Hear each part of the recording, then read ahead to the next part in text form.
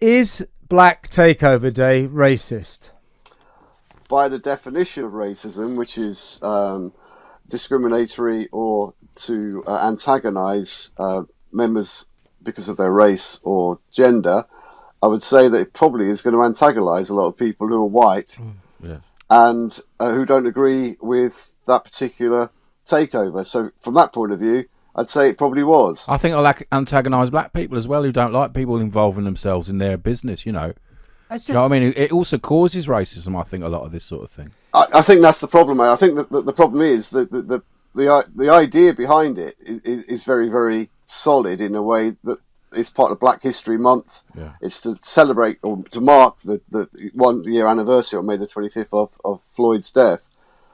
But surely we need, if they want to educate people, wouldn't it be better rather than taking over shows? Why is the big breakfast? Why bring it back with the black? What's the point? There's absolutely no point. Well, it's extreme virtue signalling, and it's part of this kind of infectious disease that seems to have hit corporations and television channels, that they somehow feel, you know, that metaphorically they've got to constantly take the knee to commemorate George Floyd, to prove that they're inclusive, that they're not racist. I mean, who thought Channel 4 was racist?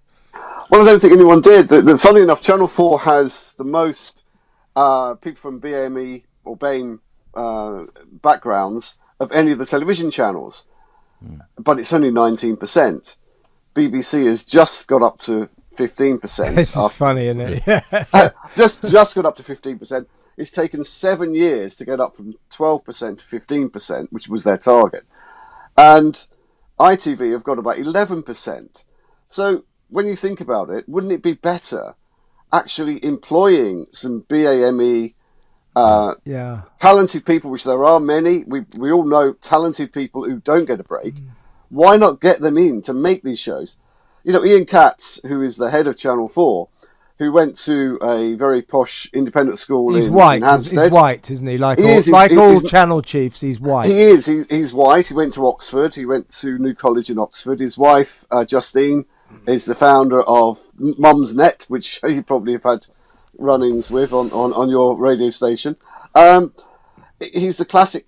He went from Oxford to the Guardian to the BBC. He was in charge of Newsnight. His big thing at Newsnight was, after a few months, Jeremy Paxman left. Probably the greatest asset that Newsnight had. I got a feeling that wasn't a coincidence. It possibly wasn't a coincidence, and it's been all downhill since then for Newsnight. Their ratings are now abysmal. So he did that. He was part of the Guardian when they went after phone hacking. He was behind the investigation, which is still rumbling on.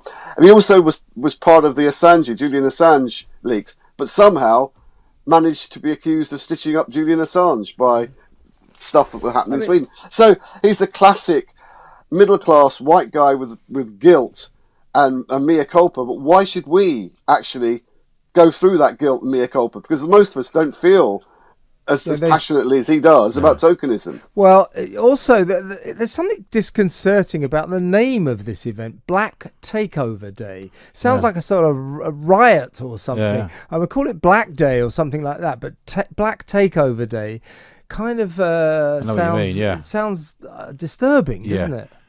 I think there was a better way. I think their marketing department were possibly off, and perhaps their marketing department doesn't have many BAME people working for it. So some white middle class people came up with the slogan. The weird thing is, Kevin, that Channel 4's own record on racism isn't that high. Because if you remember, it's only a few months ago that we discussed Hollyoaks being accused of racism by the two cast members who were black and have both left. That's right. Because they claimed they were badly treated. Channel 4 have had to put in guardians to make sure that people aren't racist on Hollyoaks. There's a token at Hollyoaks black family, as there is in EastEnders. You know, if EastEnders was real, would it not have more than just one black or Asian family in it? It possibly would have quite a few more if it reflected the East End now. Yeah. If Coronation Street reflected Don't forget Manchester. Also, Nigel, don't forget every year without fail, Big Brother, that when it was a Channel 4 hit, which it was for 15 years or something, actually they would contrive to have a racism row. There was Shilpa Shetty, wasn't there? There was, with poor old Jade. Every year they'd have a racism row to a suspicious extent, because they found that when there was a row about racism, their ratings would go up. So they did. I think it's a safe bet to speculate that they contrived for these things to happen. So they've done quite well out of racism over the years. But it is this thing, isn't it? It's these privileged white people self-flagellating and going over the top. And when you pick out one race for special treatment above all the other races, in this case the black race, then that is the definition of racism, isn't it?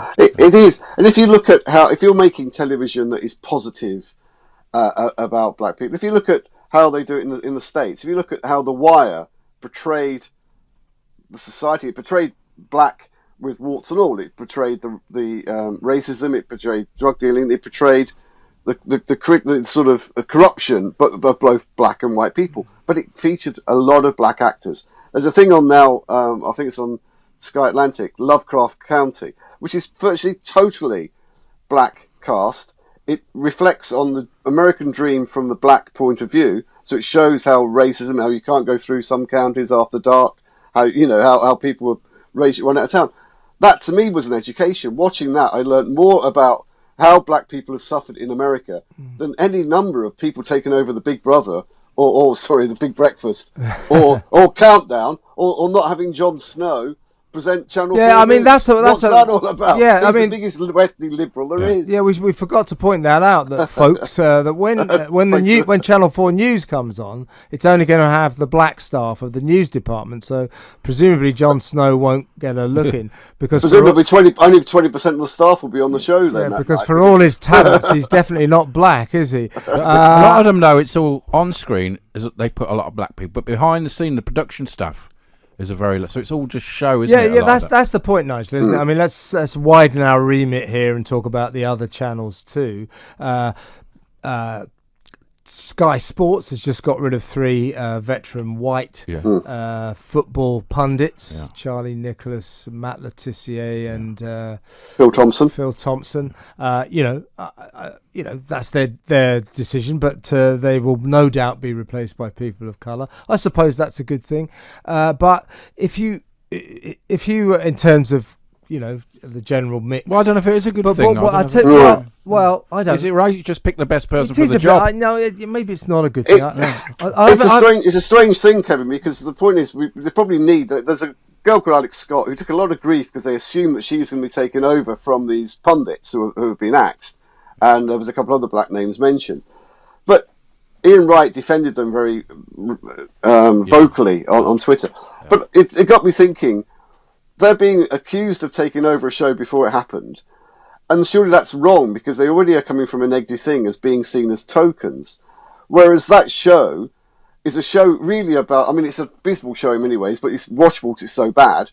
A few old blokes watch I love that. Are you kidding? I love it. Jeff Stelling, that is the greatest. Sometimes they shout. Jeff Stelling is brilliant. Jeff Stelling is the greatest person on television. He'll probably be next. They are watching a match on telly and then reporting badly on it, and Jeff Stelling runs it all together. So the whole ethos of the show is that those people are mates in a pub discussing a football match, and they all get on really well. Yeah. So to break that dynamic up, to put people in, however well intentioned, to put in people who are just going to be a token, breaks up that show. So surely there are other ways of getting people into television than making